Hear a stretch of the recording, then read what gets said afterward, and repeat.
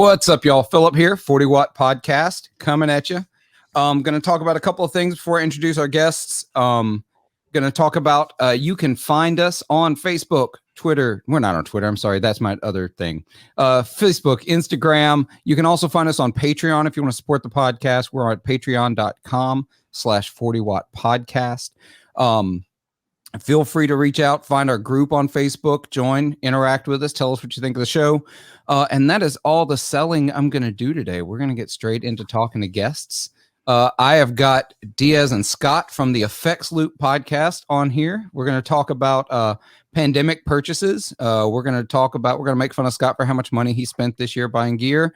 And we're going to have a good time getting ready for my first gigs since 2020, so over a year. So this weekend I'm getting ready to play in Clarksdale, the Juke Joint Blues Festival. If you're hearing this but if you're hearing it before the festival, come on out, drive out, doesn't matter, I don't care, get a flight, it's worth it. It's my favorite music festival in America, period, and I've been to a whole bunch of them, but that's for another time. What's up, guys? How's it going? Yeah, there we go. I talked really fast through the all the plugging stuff because I feel bad about the plugging. It's like I feel like I'm begging. Like I don't want to beg y'all. If you're listening, you're listening, and I appreciate it. Oh, we'll beg for you. Don't worry. Like you've got it. You've at least got it down. We always do our like plugging right at the end of the episode, which we keep saying, "Oh yeah, we need to do that towards the beginning," and we don't. You know, originally I did it at the end of the episode, and enough people told me you should do this at the beginning. I was like, well. We need to have people who tell us that stuff. Yeah, it's like you talk to enough people, you ask enough advice. I've asked enough dumb questions here. We're in episode 18. The podcast is a whole lot different than it started at this point. So it's all because I've asked people questions, and so I'm adapting and trying to change. Still don't have any sponsor spots, and that's okay. If anybody wants to reach out, if you want to sponsor, just let me know. We can work something out. I'm picky, but not too picky. Well, yeah, we stumbled headfirst into our first sponsor, and they've been awesome for us. But it was a complete accident, and they were our second sponsor. If you're talking about, oh yeah, technically it was. Yeah, technically our first sponsor was definitely me getting in over my head. Oh, I feel like there's a story there. Do you want to tell that? Well, I mean, it's not really a bad story. So our first sponsor was Lambertone Pickups, and we had just started the podcast right when they were launching. So I reached out to talking about the podcast when they. Oh yeah, we hadn't even we hadn't even recorded. Yeah. Oh yeah, I was able to sell a podcast that hadn't existed yet. That dang, I'm pretty good. Oh, you were the only one. You want to market my podcast for me? You want to take over marketing for me? No, because I need to actually try to do it for our own. We I need to try putting forth an effort over there first. But yeah, no, I reached out to him. I was like, hey, I'll do like a demo, and like we'll make you a sponsor or whatever like that. All right, I traded a demo for a set of pickups, and I still have those pickups because they're phenomenal. They're the cremas, and it took me like a year to do the demo. Oh my god. Over a year. Well, so yeah, you were like, yeah, I'll do it, and then finally we were all at NAMM together, and I was just Scott was like, sit down. He's like, well, yeah, and so I actually did the demo with him, so that was weird. And we both had nerves going like crazy because it's like, yeah, we can noodle and stuff like that, but the minute someone has to see it, I didn't know what to do. Yeah. Well, my biggest thing is like, believe it or not, like whenever it comes to like something like that, something that I can, that's why it's really a good thing that someone else edits our podcast and not me, because I can be to the point where I'll constantly be wanting to change it, or I over analyze it. And that's what I did with whenever I was trying to do it by myself. And luckily I had Scott there who was just like, sit down, we're going to do it. And then Chris edited it, I believe. Yeah, so I mean, there's the two funny parts about that. Like we had like 3 months of me just going, yeah, what about that demo? We had someone who, I don't consider them a listener. I don't think they listen, but it was someone who my mortal enemy. Which one? You know which one? Yeah, I'm not gonna drop names. I was mortal enemy at one point. Huh? I'm curious which one, because I was a mortal enemy at one point for like 5 minutes because I confused you with someone else. But no, this guy, he's got 3 names on Facebook. That's all I'm gonna say. But Jonathan all the time, Michael Diaz. Yeah, no, not that guy. It's the other guy. I am my own worst enemy. But anyhow, well, we should have played that riff on the demo. Oh, that would have listen. But the demo got flagged because I played Everlong, and apparently it sounded close enough to actual song that it got flagged. That was the biggest honor because I'm a huge Dave Grohl fan, Dave Grohl fanboy, and I was just like deep down inside, I was just like, yes. So I'm so YouTube thinks I'm Dave Grohl. I mean, after doing that, I think we both kind of turned around and went, yeah, we're not doing demos anymore. We had these aspirations of taking over the world. We were going to take down 60 Cycle Hum and overcome them because we have whatever. Hubris is what we had. Yeah. And then we quickly learned hey, demos, no, I can't do it. It's not going to be my thing. We do live streams in our Facebook group when I get a new piece of gear once in a while, and that's about all I'm willing to put out. Where it's look, it's live, except that it's sloppy and what it's going to be. I can audio edit, video editing's not my thing. I did a couple little demos of pedals that I owned, and they weren't solicited, and that was fun because I was just really messing around with my Adobe Suite stuff, and so I mean that was cool. There was no pressure, no time, but I learned that I'm definitely not going to ever say I'm going to do a demo of this pedal. Yeah, I mean I can't do it. I just don't have the general focus to stay on it too. Yeah, I mean we forget guys like Ryan Burke and guys like what Andy does. Andy did a demo a day for the last 7 years. Andy churns them out like a CNC machine. Yeah, so he's got his format and he's got all those things figured out. The same thing with the podcast. It takes a while to kind of figure out the format. Luckily, we just kind of had a natural format that worked. We haven't really changed our format much at all. No, our format stayed very much the same. We've had member changes, but the core of us have stayed, and it's always been interesting that one thing that we've had a lot of people say, especially early on, they're a lot of people are I'm jealous how you guys started. We started and we got very lucky that we had the minds that we did working on the podcast because we were able to sound and have good quality from the beginning. I wasn't gonna boost your ego too much, but I mean it was we went through. I went through a weird phase when it came to recording gear, stuff like that. And it took me a minute to kind of get where I was able to just kind of hop on and go. But that's one of the really cool things too, is this, everyone having a recording setup like this because of the pandemic has become just common. So whenever you ask someone to be on the podcast, I mean, you're really, it's you don't have to say, do you have a setup? You're just hey, do you want to be on the podcast? And they already know, yeah, I've got the setup. Let's do this. That's how it was with us. I mean, granted, we already do a podcast, so of course, right, exactly. It made a lot more sense. But even if you were to talk to a builder or something like that, it's usually, they're good to go because a lot of people have just moved into this world. Yeah, the guest spots have been a lot easier during pandemic versus before. We kind of had to coach some people into hey, can you move your mic and can you do some of that kind of stuff? People are a lot better with that now. Yeah, I've got a couple of episodes where I did them purely by phone.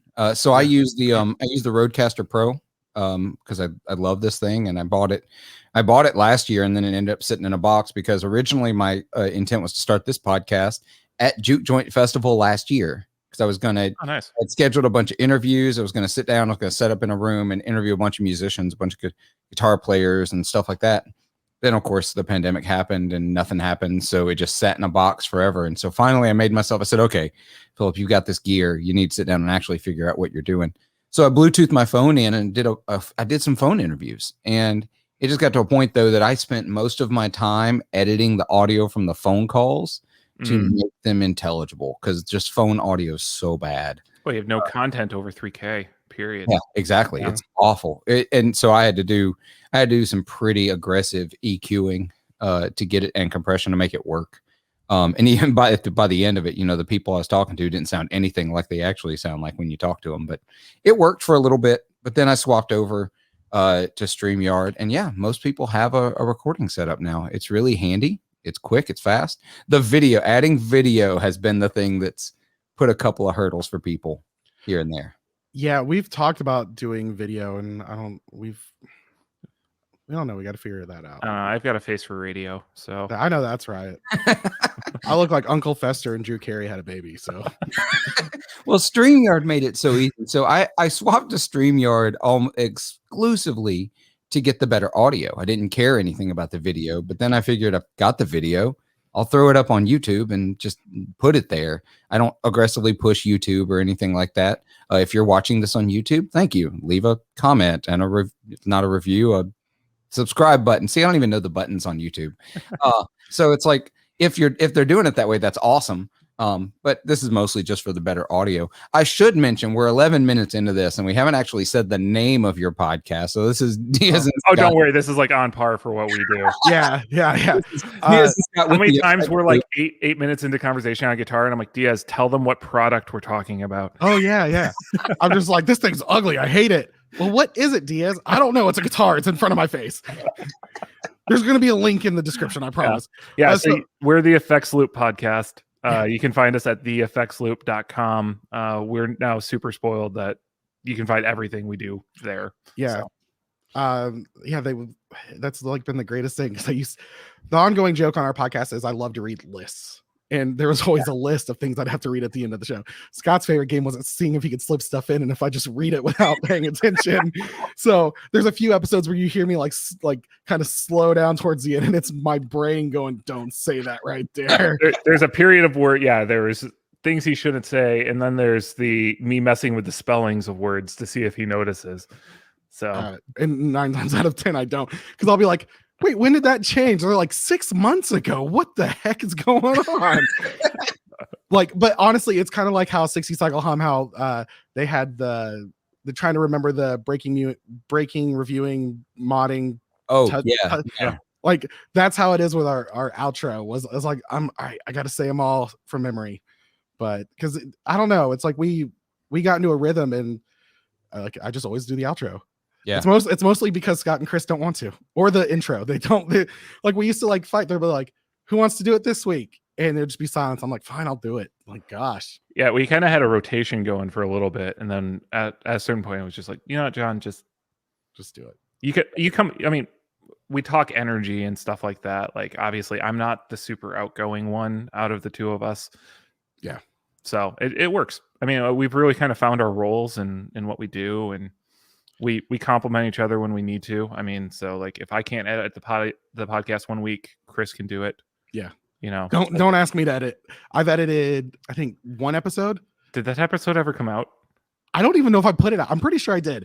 It was like, I remember you asked me about it. I sent you comments back on how to edit it, and then I don't know if it ever went anywhere. Oh no, that was the one with my brother. That was the interview with my brother. That one never got released. I interviewed my brother. It was really early on. I just got the Zoom H6, or what do I have? I think it's the H6 or something like that. And I just gotten it and I tried it out, and we were sitting outside. You heard a bunch of birds and everything, and it wasn't great. But then I got lucky to interview Spence Peppard and Cade Fainer, who was a finalist. I think he was like top 5 on American Idol a couple seasons back. And it was really cool. I got to go interview them, and I thought I monitored it pretty well, but I totally didn't. And their mics were like super low.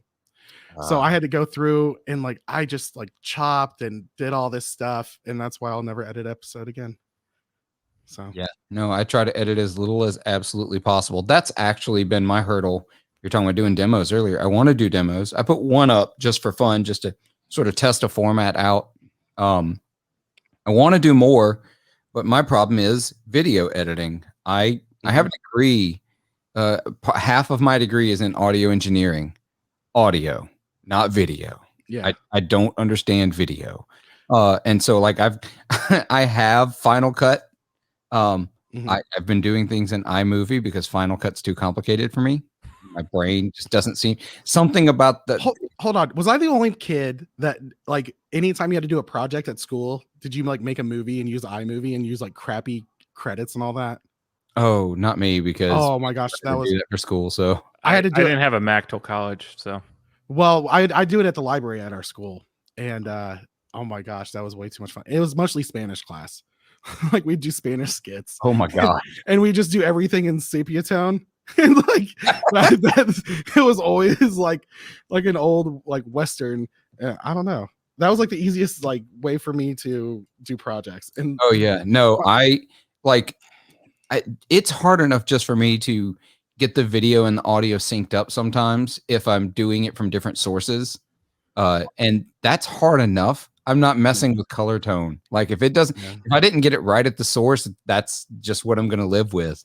Yeah. So I was going to say something and my brain shut off. no, it's okay. It's something about Spanish if class. you're using your phone, you have all those weird formats, like the iPhone native formats, like a variable bit rate. And so you load it into Premiere and suddenly the video is like 5 minutes shorter than the audio and you're trying to figure out why.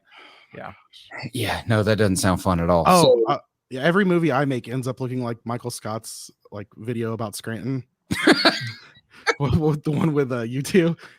Yeah. Playing. Yeah. All my videos like end up like that. That's a lot of your demos sounding like wind up sounding like U2 too. So you got that going for you. That is very true. Hey, it's like he doesn't even have a delay pedal, but he's still like, what's going on? Not everything has to sound like U2. No, unless it's, you know, when I plug my phone into my car and that album starts to play automatically because it was downloaded onto my phone, violating my privacy, downloaded automatically for me. I mean, why didn't they do it with a good album? Like that album was decent. I get Joshua Tree, no. That album was like not great for U2 standards. I don't even know if it was good because I automatically listened to it with disdain. Because I like the Joey Ramone song downloaded for me. Yeah, I mean, it's not Joshua Tree. It's not All That You Can't Leave Behind. Like, arguably, not How to Dismantle. Yeah, that was okay. It's not option. Sorry, I'm just saying all this because I think Chris is going to watch this episode, and he's the real big U2 fan out of all of us. Oh, awesome! Except for whenever he posted about Bono's guitar tone, and you trying to get Bono's guitar tone in U2. I'll never let that go. I'm bringing it to other podcasts. I want the world to know. Spreading it. Yeah, I'm letting everybody know what's going on. So we're going to deviate here a little bit. We do have at least a topic just for fun. Just because I don't want to just meander for too long, because we could, who knows, before long we're going to be talking about, you know, Japanese trucks that want to be Australian vehicles before, you know, who knows. I mean, it's 2021. They can identify however they want. Exactly. They can be what, you know, Pinto can come back. I mean, not Pinto, El Camino can come back. I would not want the Pinto to come back. No. I was going to say, if you want Australian cars in the U.S., let's get some Holdens over here. I don't know what that is. Remember the Pontiac GTO that came back like a few years ago? Yeah. When I say a few years ago, like 10 years ago or 15 years ago. Pontiac's been out of business for a while now at this point. That was a rebadged Holden. So really? That was a Holden Commodore. And Holden makes, like, they make these things called Utes, which is what an El Camino is. So they're like modern El Caminos. Oh. E8, LS engine. I saw Jim mention that. Yeah. Interesting. Yeah, Utes. Oh, well, now see, learn something new. I'm gonna have to check these cars out. I did like the Pontiac GTOs I brought back. They were nice. So pandemic. Everybody's done talking about it, so let's not talk about the actual pandemic. Let's talk about all of the unnecessary gear buying we all did during the pandemic. Oh my gosh! Let me open up my reverb queue here. Just open up your spreadsheet, Scott. Which spreadsheet? There were some pretty. So, okay. The used market went crazy at like exactly the right time, where I bought like two people's pedal lots out and then had a 40% flip because of the crazy inflation that happened. So I've had a really good year. According to my stats, I think I sold $5,500 worth of gear on Reverb in the last year. Yeah, let me see. Well, if we're going to actually look at the numbers, let's see. Just looking at Reverb, that's not looking at my because I did a lot of local sales through like Facebook Marketplace and Craigslist. Mm-hmm. Oh my gosh, I don't know that I want to look at this. Yeah. Are we going to talk about our favorites, or are we going to list them all? Oh no, we're going to talk about favorites, but now, you know. Yeah, here's your proof right there. Like, get it in focus. Oh, hold on. I moved some gear in the last 12 months. And it's been amazing. Gosh, yeah. What I've only moved $1,200 in the last 12 months, or right under 1,300. And Yeah, $600 if it was me. I'm at $6,500 in the last 12 months. Ooh, Dang. Yeah, there I you go. bought and sold a whole lot of gear. One was that I completely shredded my pedal board. Like there was a point in the pandemic where I had this big, like 60-pound monstrosity on a Pedal Train Pro, Classic Pro, and I was like, "What am I doing?" I really haven't. I've only bought 3 things on Reverb in the past year. Really? Yeah, that's crazy. Pretty impressive. I've been doing a lot of Facebook marketplace. I've been getting really lucky there. Yeah. So yeah, I'm so jealous of the fuzz pedal. Yeah, that's already gone. Yeah, I too. know. I'm super jealous. I got real lucky, and we'll get into favorites, but I'll tell you one of my favorite things that happened. So about 3.5, 4 years ago, I had this road worn Strat, right? Mhm. It was a good guitar, but it's hard for me to connect with Strats. I'm a Gibson player, always have been. I've got a couple of Strats now that I really like. One I keep mostly out of sentimental reason, and the other is just a really good Strat. But a guy offered me it's like a bunch of pedals, like $300, and I vacillated on it a little bit. Then I was like, okay, whatever, we'll make the deal. So I traded, had to ship it off. One of the pedals was the JHS Klon clone. Oh wow. Oh wow. Yeah, and so it was one of the brass or bronze colored ones, and so I kept it for a while. That was my first experience with Klon clones, to be really honest, with the Klon pedal. Period. And I'm getting a little static in my microphone. I think it's my headphones because I'm using not my normal headphones. You don't hear it, do you? No. Nope. Okay, and it's just my hear back.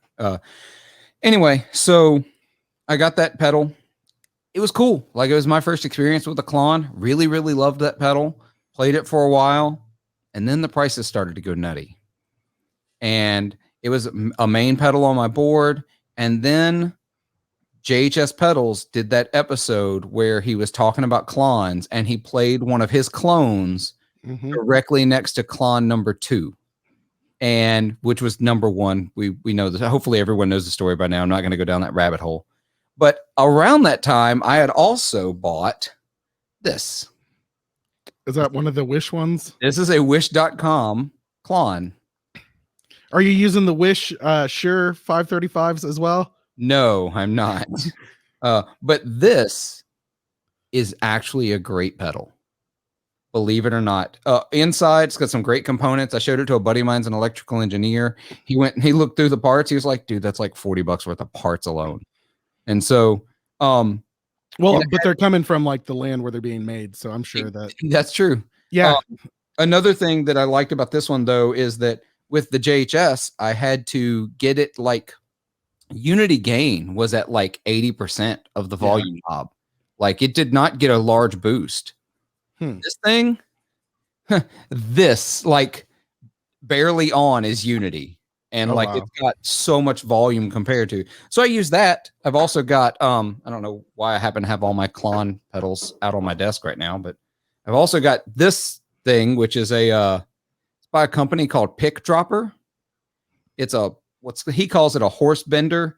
It's a Klon and a Mark III tone bender in the same enclosure. That's a nice stack combination, by the way. Yes, it is. Also, it's 4 jacks, so you can change the order if you want to, or put things between them. Nice. So it's a really cool pedal. He actually normally makes mini pedals, so this is essentially 2 of his mini pedals in a giant enclosure.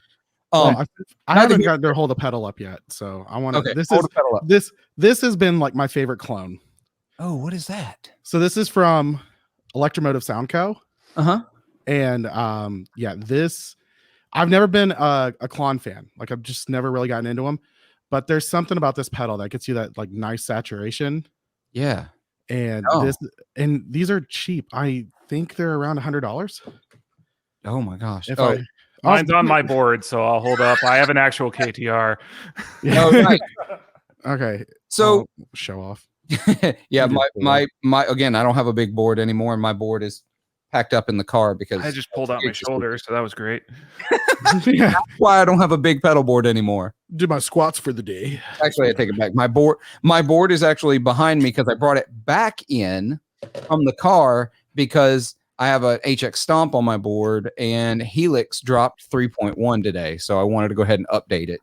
I just imagined what's that? The Big Daddy, where he's like, Microsoft dropped 3 points. Sorry. So like, Helix dropped 3.1 points today. So the point was, remind me to look at how Microsoft did today. It's actually up 3.9 points today. Oh, nice! Look at that. We don't have to dent the cans today, guys. So with that JHS Klon, I decided, like this was plenty for me, and I had this other one, and I looked on Reverb, and there were no bronze colored JHS clones on Reverb. So I was like, screw it, $900. Let's see if it sells. Sold in 2 days. Oh my god. Okay. All right. I've got a crazy story. Sold in 2 days. Scott's gonna hear it. Scott, I'm gonna tell you my crazy story. So a couple years back or so, there's a company called Gear Supply Co. There's a whole controversy around them. Yep. And they released, right before they went under, they released a line of pedals.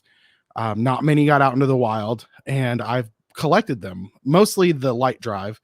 I think the most I had at one time was 7. I believe I'm down to 6 of them. 1, 2, 3. You act like you sold a lot. That's 6. 1. You sold 1. I sold 1. All right, but I collected these pedals, and for a Gear Supply pedal, I did not pay over $70. Okay. Oh, that's awesome. So, because I mean, no one else was really buying them, so I got to pretty much make the market. Well, there was rumors that Josh Scott was going to do a Gear Supply episode. He started asking about him. Me and him actually messaged, and I told him some of the history and stuff. And so I was like, it was right before I had a big life change. I was like, I need money. I'm going to list a whole set. I was one of the only people I'd ever seen with a whole set of Gear Supply pedals, and all but one had a box. So I put the listing up for $1,300. Oh my gosh.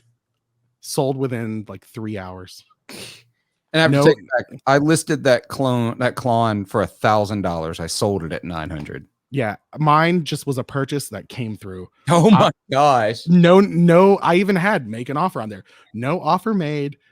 It was no questions asked, just purchased. And I was like, I'm like looking at my phone, like, what just happened?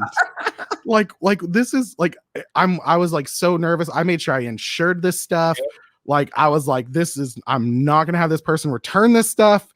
Like, this money's already gone. Like, there's no refund. It's not happening. I put them up as is. I was like ready to rock and roll. I tested all of them before I sent them out. Everything. Yeah. And yeah, I after taxes, shipping, insurance, all that I made a net profit of about $850. That's insane. Yeah, that like literally everyone always made fun of me. I'd post on like Gear Talk Classifieds. I'd be like, hey, is anyone selling any Gear Supply pedals? You get people going there, bash it and everything. My posts always got locked up.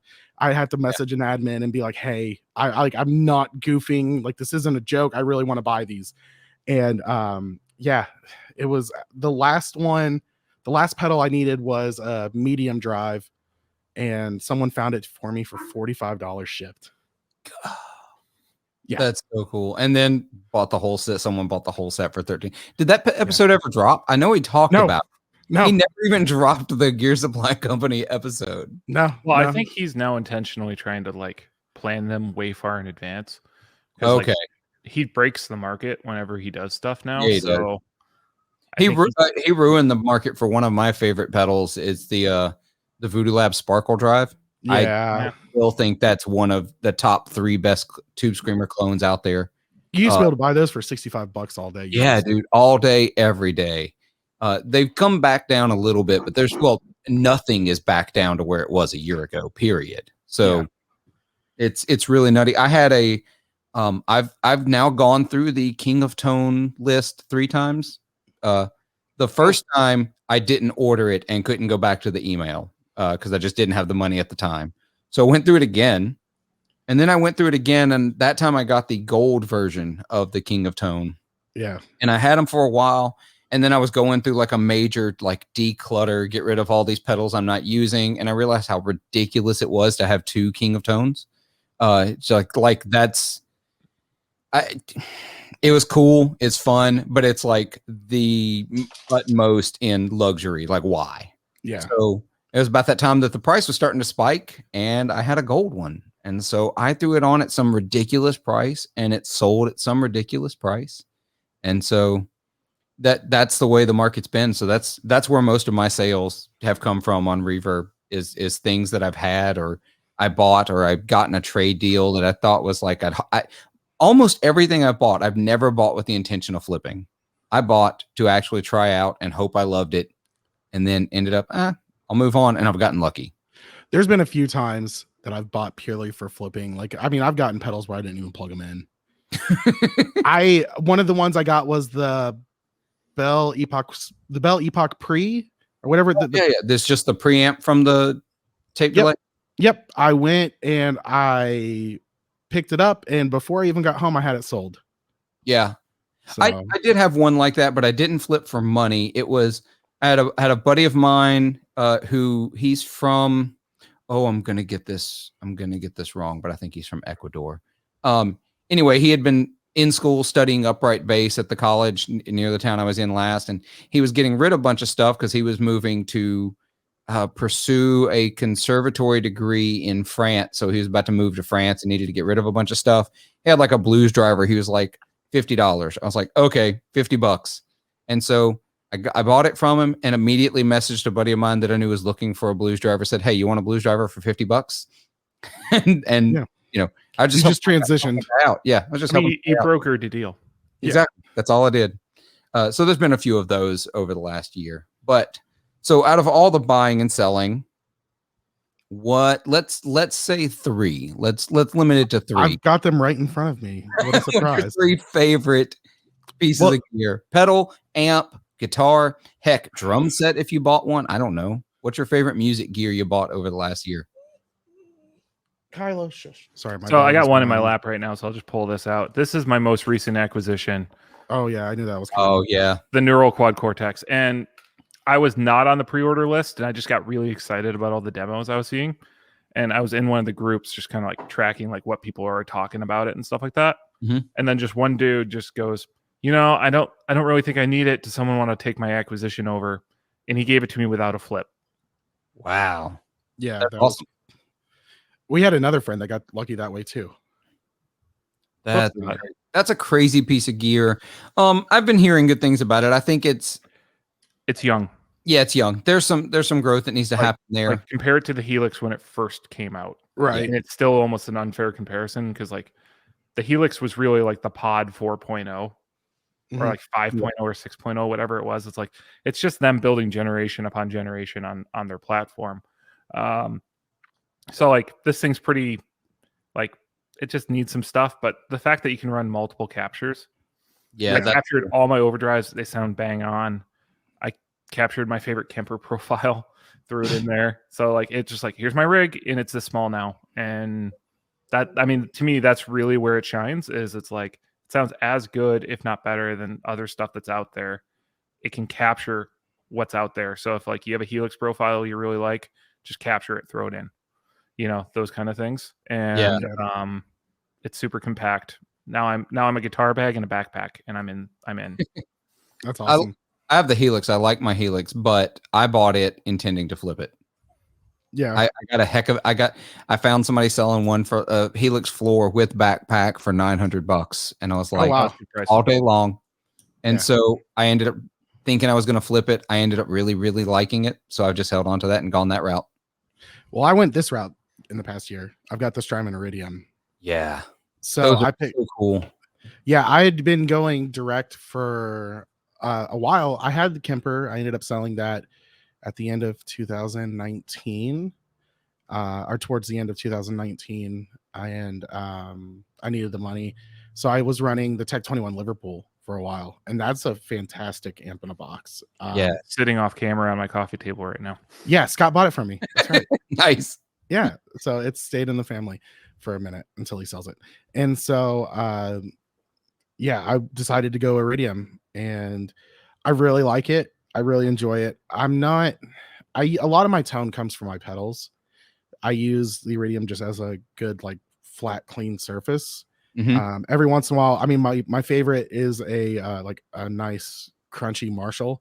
Yeah, because I mean, I like to play some like old 90s stuff. So, but yeah, it's it's fantastic. Another thing I bought was I got a Flint again. So this is my third one, I think, and it's pretty fantastic. I mean, I've every time I sold one, I've like regretted it. Yeah, that pedal keeps being. I've never owned one, but I've played one. It keeps being the standard by which, like, everybody's coming out with a reverb tremolo pedal now. It feels like a combo, and they were the ones who were like, "Oh no, this needs to happen." And well, and the algorithms in it are absolutely fantastic. Yep. They're very warm and they're very organic sounding. I mean, you get all those different reverbs where it just has that like digital like ping to it or something. Like there's just weird like digitally feel to it, and this one has been one of the more natural sounding that I've had. I think Strymon were now I just got really like back into the gear game a few years ago, 3-4 years ago. I always hated reverb pedals. I've never liked them. I've been a Fender reverb guy. My amp of choice is a super reverb, hence the name of the podcast. Because of that digital thing you're talking about. Strymon were the first ones I felt like really nailed a reverb without feeling digital.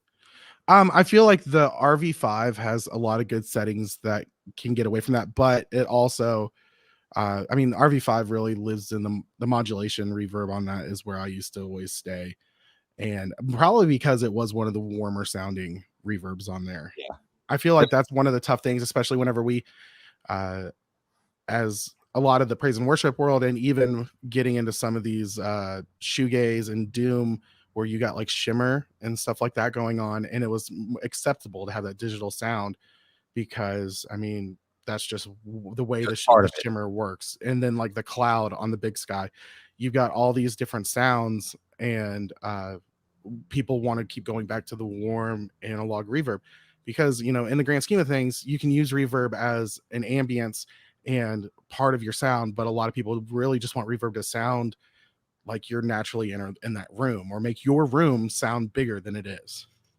Yep. And like I said, I play, Fender reverb's my thing, and I still have a reverb on my pedal board because there's just other sounds than just a spring reverb, and you want to be able to get those.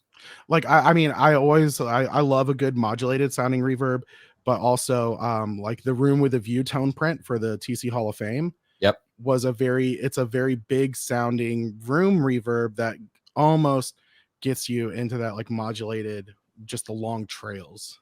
Yeah, I think those TC electronic pedals are undersold a little bit for as good as they are too, with the whole tone print. I feel the hardest thing about the TC electronic pedal line where we're at now is they're too bulky.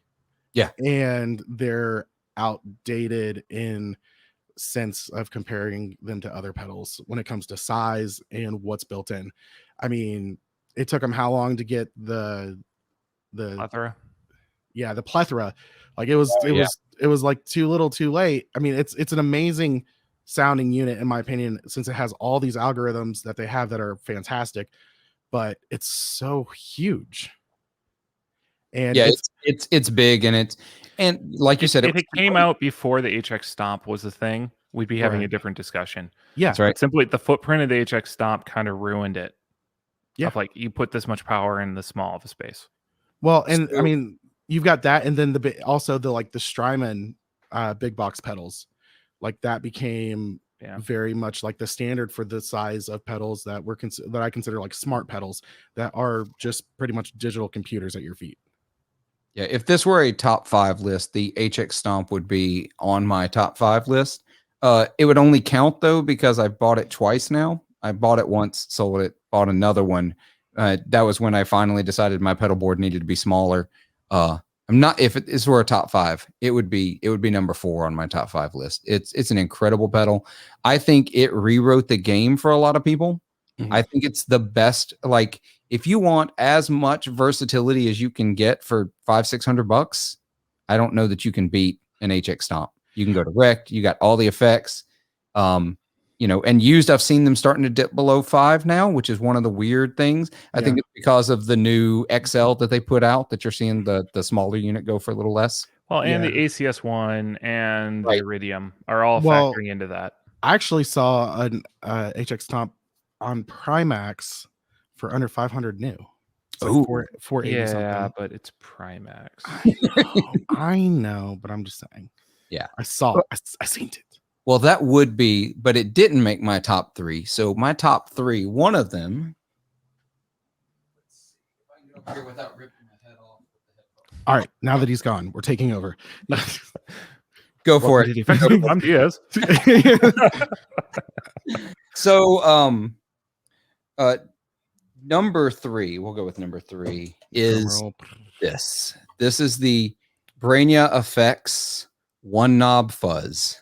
Oh my gosh. This thing is ridiculously awesome. It's based around the circuit, the Color Sound One Knob Fuzz.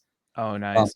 This is the only demo on my channel right now. For those of you that are watching it or listening, you can go check out this pedal on my channel. But it's just gets louder and dirtier from the one knob, and it just gritty, raunchy, and it's one of the coolest enclosures I've ever seen. Just very basic black, almost like a rat, except this can actually be pedal board friendly. He does limited runs. He's not like a big builder. He does limited runs when he finds cool enclosures. So he doesn't even really have a standard enclosure. So this was just a run that he found a bunch of these that he liked, and he did a run of 4 of these one knob fuzzes. And it is fantastic. I think more people should check his stuff out. When he puts it out there, it's on, he puts them out on Reverb. I've got him making me, Fuzzrite clone right now. He's working on Fuzzrite clones. I'm going to pick one of those up when they're ready. Anyway, that's number 3. Number 2, though, while we're talking about reverb, is the Night Sky. Yeah. Okay, that actually works on a guitar for you? Yeah, I really like it on guitar. It takes some tweaking.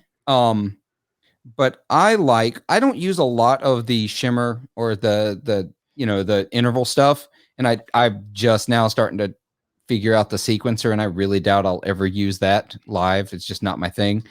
But the reverb itself is so incredibly versatile, and you can dial in as much as you want or as little as you want. And the fact that it gives me not just a wet dry knob, but I have a volume for the dry and a volume for the wet, allows me to get everything from completely washed out, atmospheric, ambient stuff, or I can just a little bit, just a tiniest bit. I can mimic spring reverb to a degree, to a very good degree. I've been really impressed with this.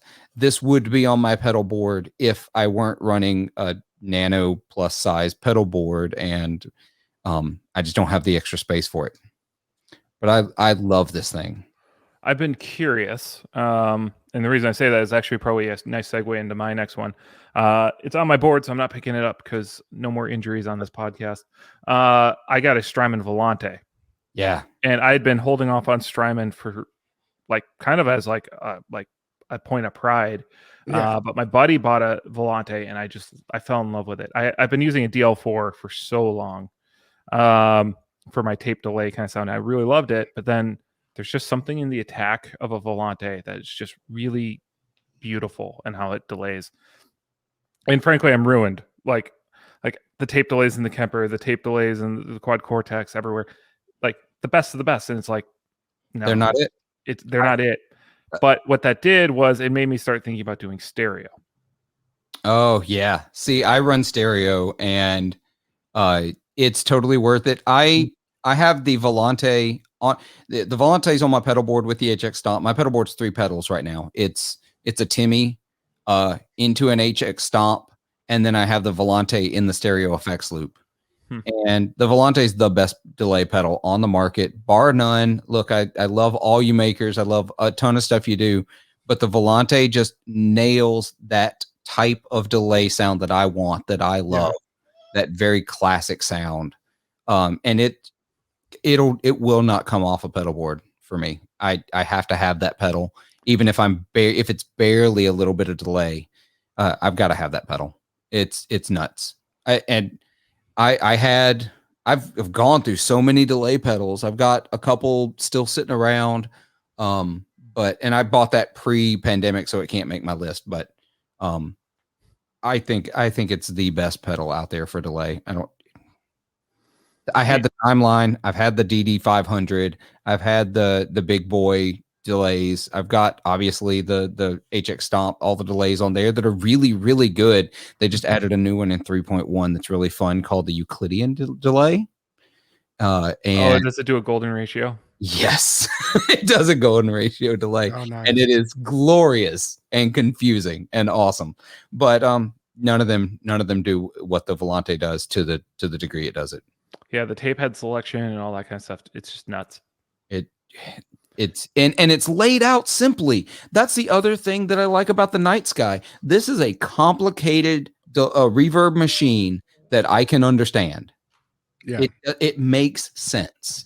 Strymon's got that thing where like on the surface you can change so much, and then you've got like the secret menus. Yeah, and that's, oh my gosh. Now those can be a pain in the butt. Like I had an L cap and I didn't realize that there's a secret menu for the reverb on there. Yep.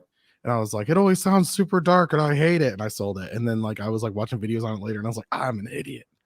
Yeah. The L cap, I bought a V1 L cap when it came out. For a long time, it was the only Strymon pedal I ever had. It was also the first delay pedal that actually made it to my pedal board for any length of time. I hated delay. I could not use it.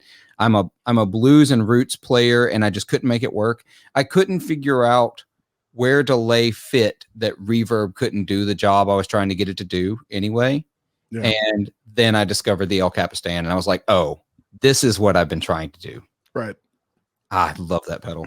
Anyway, I'm going to quit. I also had some Strymon like pride. I was like not getting all the Strymon thing. Like I intentionally bought all the Boss pedals instead of the Strifecta. I had the DD500, the RV500, the MD500. I still will tell you that I think all three of those are as good or better than the Strymon versions. I think the MD500 isn't even a challenge. I think it easily is better than the Mobius. Yeah, the Mobius was out of the three big box ones. That one was like the biggest letdown.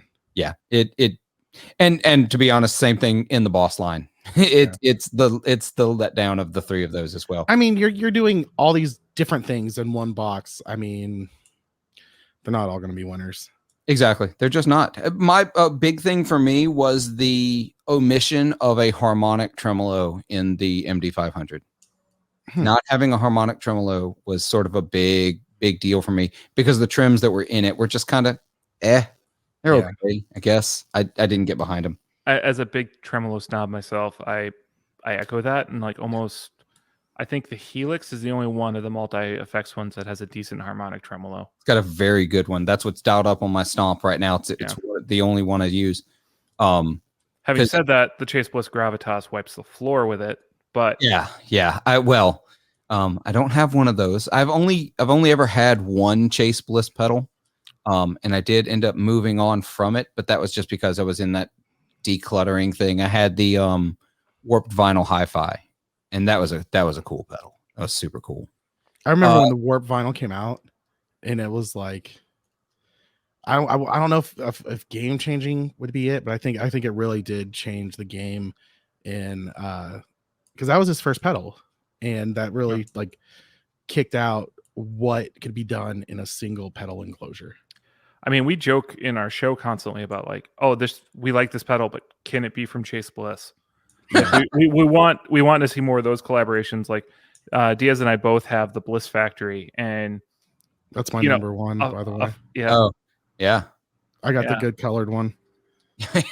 Yeah, I almost bought that second round. I almost did, but I had to hold back. It was like I've spent so much money this year.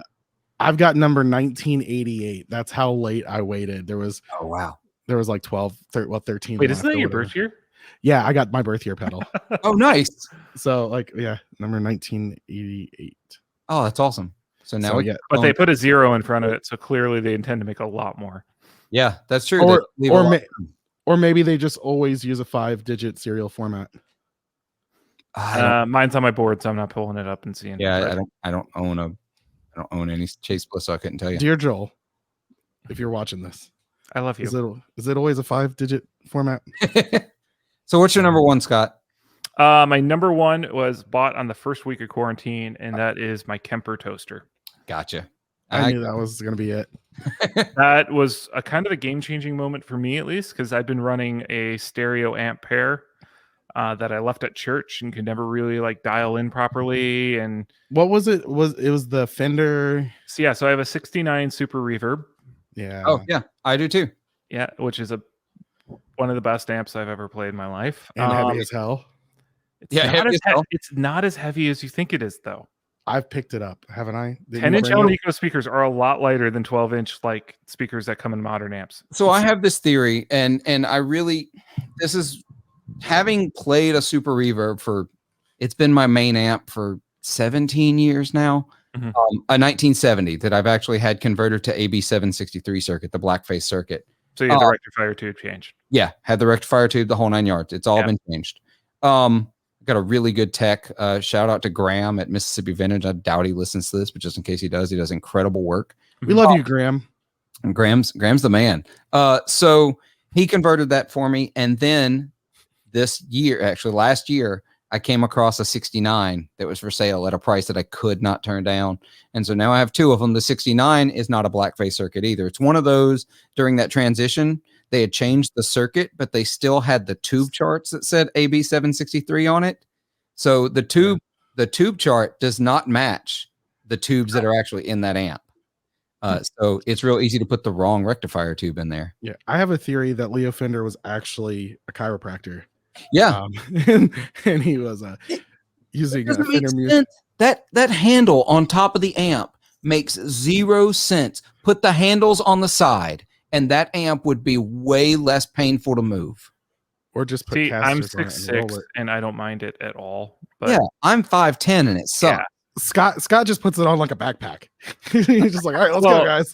So actually, I have one of those. Go to Home Depot. Husky makes them. They're the flip out dollies. Yeah, I've got one. It flips out and the handle comes up, and just put a bungee cord. And so what I do is I put my Super Reverb down.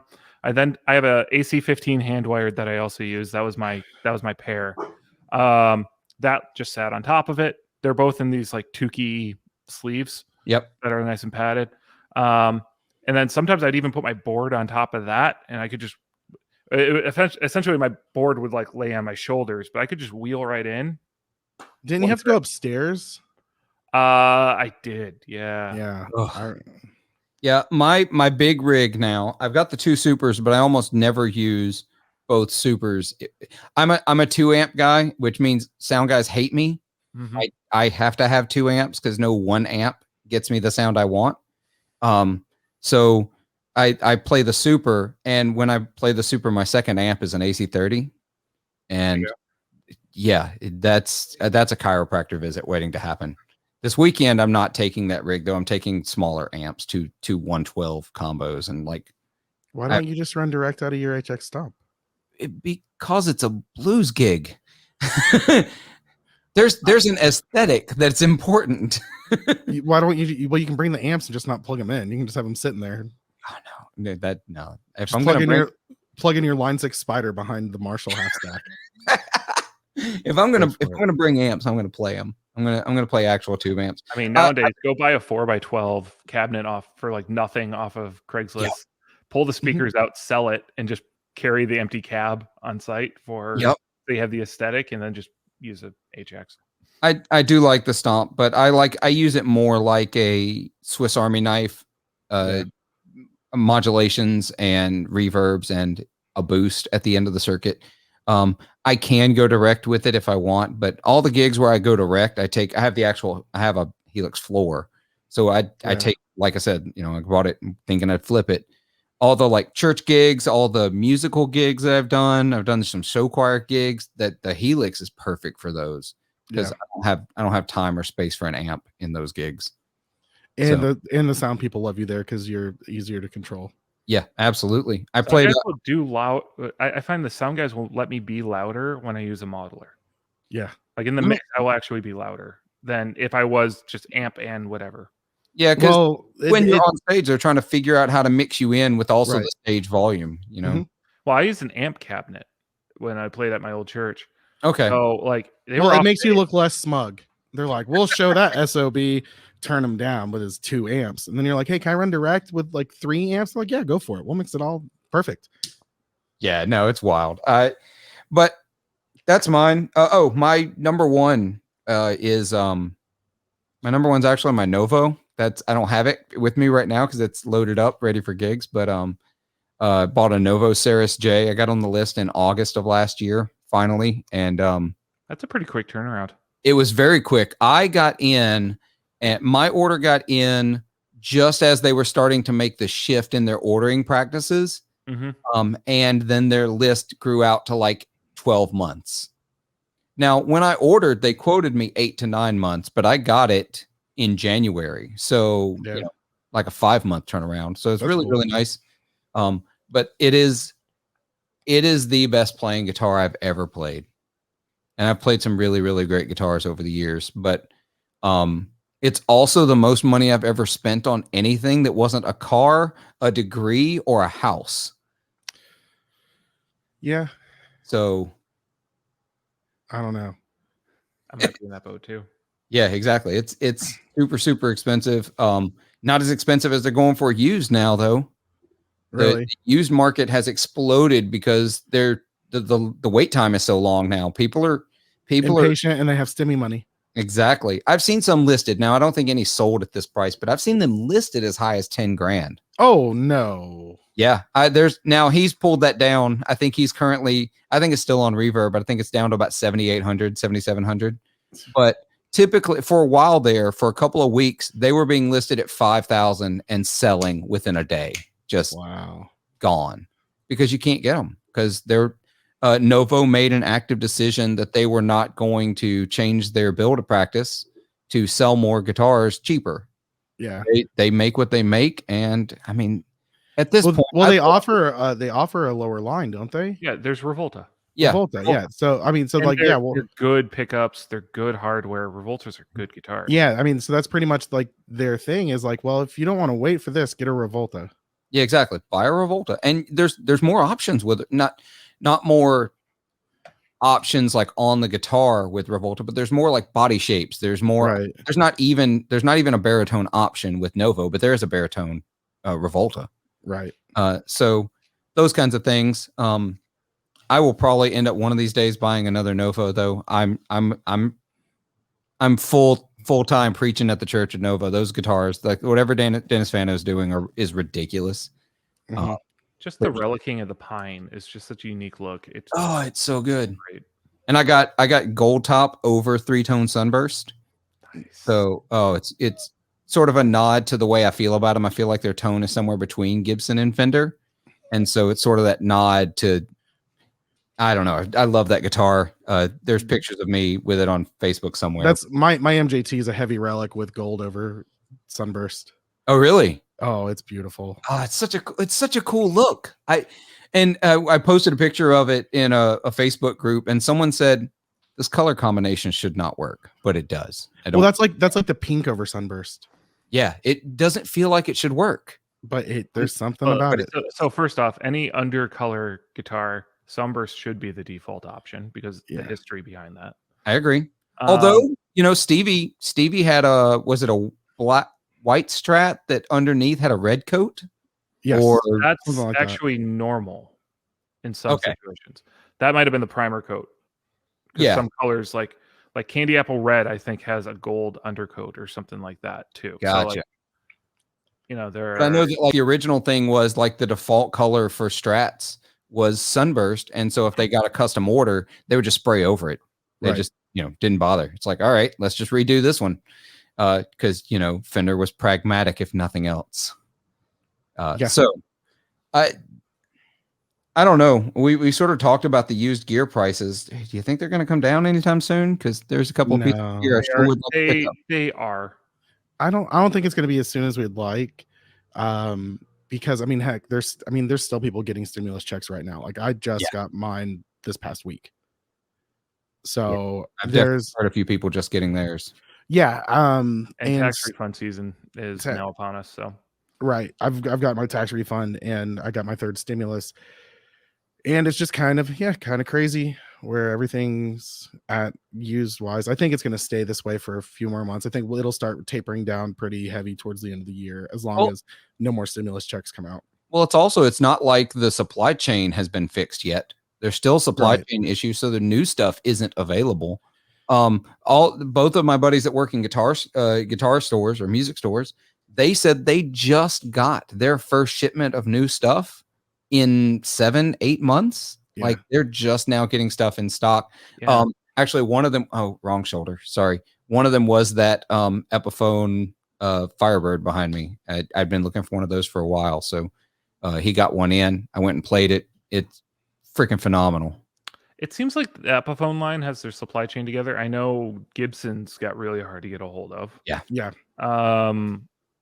A lot of made in USA stuff due to, I mean, granted, everywhere had COVID-19 crackdowns, but it seemed like there was a lot of, there was a lot of sickness in the US. Yeah. That was a big thing. And so you had, if one person got sick and you had worked with that person, you couldn't go to work, stuff like that. And I feel like that's a big thing that we're seeing a lot of that later in the game due to the reaction time of the United States compared to other countries. So I think that's a big thing that we're really starting to see heavy now, is the things that cost more because they are made in USA for us are being bought and not able to be replaced in the proper amount of time. Yeah, like try to buy a Martin D28 right now. Yeah. I heard about that, how hard it is to get basically any good Martin. Yeah. At the moment. Well, at the same time, what's weird is Musicians Friends doing this liquidation of a bunch of different Martins. But so that's one. I know Paul Reed Smith, the supply has been pretty good. Like you can go into stores and see them, but like apparently they're back ordered over a year plus right now. Mm-hmm. Yeah. Taylor was talking about that too. Like 6 months ago, Taylor said they're back ordered for like the baby Taylor until like 2022, 2023, something ridiculous. Well, that's the surge of first time guitar players. Yeah. That's the other thing. So it's the perfect storm. Everybody's sitting at home, bunch of first time guitar players picking up gear, or maybe people coming back to it and wanting to beef up their gear. Stimulus checks have helped. Another thing you got to think about too is a lot of people are spending more time on Facebook and joining these groups where there's a big influence of purchases. And I mean, that just comes with people, wanting after things that other people have. And you're able to sit there and go down YouTube rabbit trails and see all this gear, and people are able to buy this stuff. And I mean, it's just kind of wiping everything out. And I mean, I feel for the companies who are, they want to put this stuff out and they want to get this stuff into people's hands, but they're also having supply issues due to COVID-19 restrictions. They can't get parts from overseas and stuff like that. Yep. I mean, that's like, and parts are just becoming more rare. What's it? Real McCoy wah pedals. Oh yeah. He talked like that. That's been hard on him, especially when there was, all the tariff stuff and like all that. It just became hard for him to get the parts, because a lot of these builders, the parts that they use aren't just interchangeable, or it'll change the entire scope of their pedal. So they have to get the same part over and over again. And when that supply chain is blocked, they can't keep making the pedals that people want to keep buying. I know that happened. Where you have like Chase Bliss doubled in size during the pandemic. Yeah. Keep up. And they moved some services in house to manage things and some of that kind of stuff. But they're back. Like you can't find a used Chase Bliss pedal right now. Or a new one. They're sold out. Where I really get legitimately concerned right now is all the talks about computer chip shortages. Yeah. So like the graphics card industry for computers has gone just absolutely insane. Oh, you mean when they completely launched a new generation of graphics processors and then they just don't really exist? Like they took a bunch of pre-orders and then couldn't make all the ones that they had gotten pre-ordered? Well, the other reality is actually they've sold that many. Like, well, a bunch. So I know a bunch sold in the first, and then they all started getting flipped the other way around, like at ridiculous prices. Well, so you have Bitcoin destroying everything and all the cryptocurrency stuff. You have these are so good. People are playing video games at home. You also had a new console generation launch with the Xbox, PlayStation, and then also the demand for automakers for chips is incredibly high, to the point that they're talking about like Ford and GM are having trouble making enough cars. Oh, that's crazy. What's really funny too is like the used car market dried up. Like my parents are trying to buy a new-ish SUV, and it's hard to find a Toyota that's used right now. I just talked to a friend of mine. He was selling his truck. I'm trying to remember why. I think he was just getting a newer model truck. So he had this used truck. It not super used, like a 2018. It was a work truck, I believe. This is like white fleet vehicle base model, right? Yeah. F-150. And I think it appraised for that 2018 at something like 30. No, it's 26,000, 27,000. He had a dealer buy it from him at 36,000, sight unseen, nothing but some pictures. It had a dent in the tailgate. Wow. The dealer sold it within 2 weeks at 43,000. Well, when we had our last recession, you know what happened? Like the gas prices went crazy, you know, stuff like that.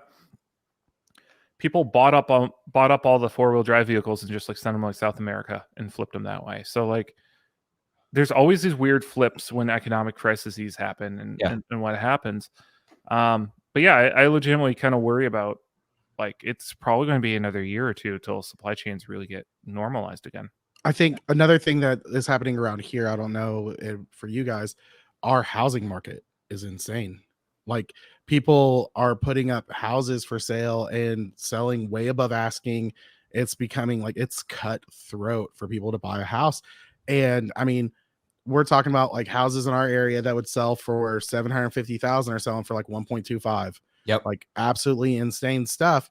And the thing that I'm worried about with that is how many people are going to get in over their head, and we're going to have another housing market collapse. Housing market crash, just like in 08. Yeah. My wife and I bought the house we're in now.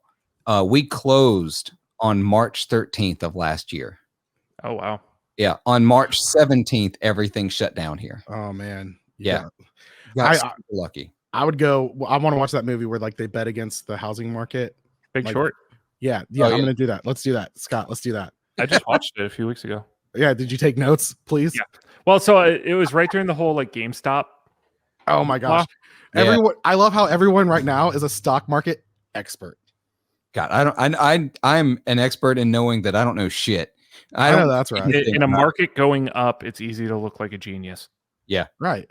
Like, oh yeah, I bought this whenever it was low. It was like, yeah, so did everyone else. And now like, but still, it's like, it's absolutely insane. I've got people like text messaging me. He's a good friend. He's like, dude, Dogcoin or whatever, however you pronounce it. Douchecoin. Douchecoin. Yeah. Get in on the Douchecoin. It hit 20 cents today. Well, it was like 12 cents like yesterday or the day before, wasn't it? It was 0.8 of a cent like 2 months ago. Oh my gosh. Scott, did you get in on that? Nope. Oh, you ain't riding that rocket ship. So one of the things important things I learned when I bought like $300 worth of GameStop was I'm not the kind of person who can day trade and bet on stocks. I will sit and watch it. It will take all of my attention away from my real job, and I'm stressed out, and I just can't do it. So when it hit like 250, I pulled out a lot of my initial. I pulled out half my initial investment. So I broke even and just said, all right, what happens. And I'm like out of most stocks now. I'm just in like set it and forget it kind of investments because I can't do mentally. I just can't invest that energy into that anymore. I just imagine there's like people that are, you know how like you think bouncers like go home and like watch Roadhouse and start breathing heavy. I feel like there's a bunch of guys that have been like watching Wolf of Wall Street, and they're like, yeah, that's what we're gonna do. I'm not fucking going anywhere. Like, I also watched that movie during that period of time. Did you watch it? Yep. Yeah, and I was lifting weights while I was doing it. Oh my gosh. Even you're the new Jason Belfort. Yeah. Even when I bounced, I couldn't watch that movie that much. It just, I've seen that movie twice in my life, and that's enough. I'm good. What, Roadhouse? Yeah, Roadhouse. What was the band in there? It was the Jeff. What was it? Jeff Healey? Yeah. I don't know I don't remember if they called him something different in the movie, but I know it was Jeff Healey that was in the band. Yeah, like that. I remember that was like a really big thing. Jeff Healey's the man. Yeah, it was the man. Yeah, absolutely. Well, guys, we're running pretty long. I want to go ahead and wrap things up here. Otherwise, we're going to start and we're going to become a Wall Street podcast.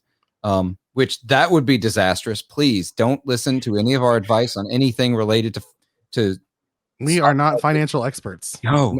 We're not experts on almost anything. So Yeah, no, I'm an expert on spending money on guitars. Apparently, that's what I do well in this world, and I need to stop. I don't even think I do that well. Yeah. So, but in the meantime, I really appreciate you guys coming on, hanging out, talking guitars and whatnot, and hopefully prices will go back to normal. We can start buying and selling some gear normally again. There are deals to have out there. Like I just got my Les Paul for $850. Like, my FZ2.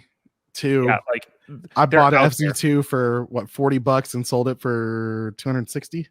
Oh, that's awesome. I got. Oh, and we're still going. It's okay. Okay, I have to tell this. No, I had this on our podcast this week too. Yeah. This is what happens. You start to end, and then you're like, "Oh, I remember this. I want to talk about this."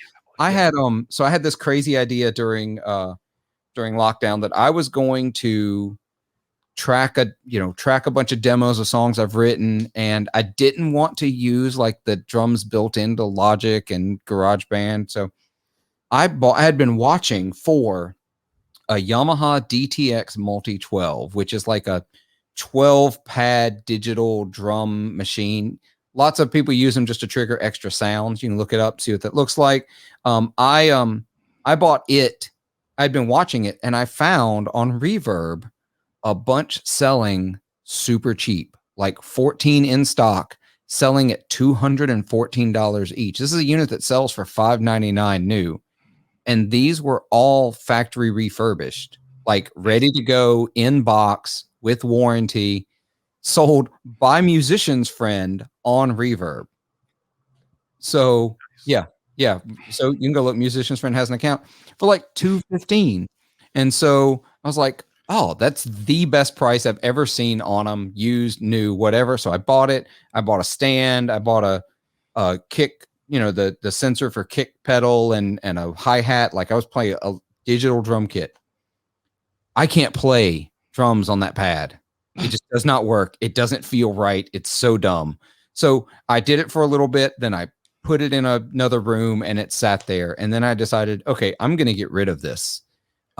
Sure enough, the price had gone up on those. And so I was able to sell the whole thing, stand and everything, for like $700. Wow. So that's the money I used to buy the Firebird. Nice. I was super pumped. By the time I bought the stand and like the two pedals new, I'd gotten real close to that $400 or $500 range, because those aren't cheap. But because I bought those through Sweetwater, but still, it was fun. But I made money on it, got a guitar out of it. I really like that Firebird. Those inspired by Gibson Epiphones are ridiculous. They don't make sense how good they are. Yeah. Well, they do. They just finally started making guitars at the capacity that factory's been able to do. 100%. And it's like we had like the whole Schecter craze where everyone was like, oh, wow, these are actually really good guitars. Yep. Oh, yeah, when you put a decent bridge and decent pickups in a Korean-built guitar, lo and behold, it's good. The Schecters were so ugly, though. You take that back. don't no, knock they are. Schecter. They are.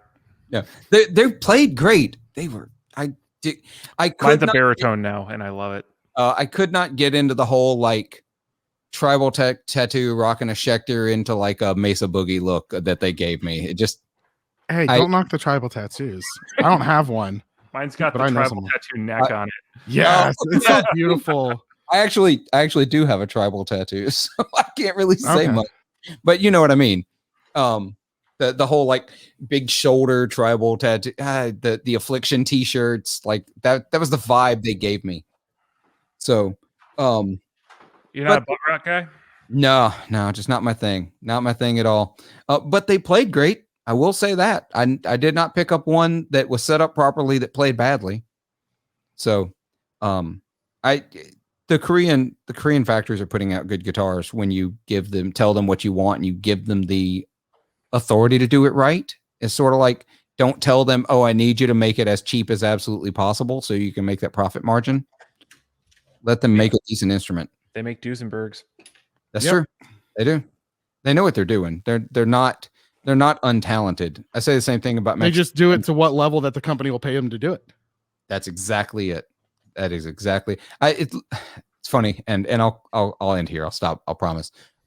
It's like restaurants. People talk about fancy restaurants, like super expensive restaurants. You know, got even a single Michelin star, and I'm like, and they get their food off the same Cisco truck that your neighborhood restaurant does. Yep. They just order the better food, and they've got a better person in the kitchen knows what they're doing with it. Right. It boils down to that. It's how you work the wood, guys. There you go. It's you know, motion of the ocean or something like that. So having said that, guys, I appreciate it. Y'all be sure to check the links below. I'm gonna have links to well, the Effects Loop website. That'll be the easiest way to get to y'all. That'll have everything there. I also have a website, but I don't have anything on it yet. So eventually 40wattpodcast.com will be a thing. I own it. I think there's a placeholder. But in the meantime, all my link tree. I do have a link tree, so that'll be down below. You can click that, and that will take you everywhere else you need to know about 40 Watt Podcast. In the meantime, y'all be kind to yourselves, be kind to each other, and make some noise. Later. Woo! Oh wait, were we supposed to make noise? Yeah, we're done. Oh yeah. Whoa.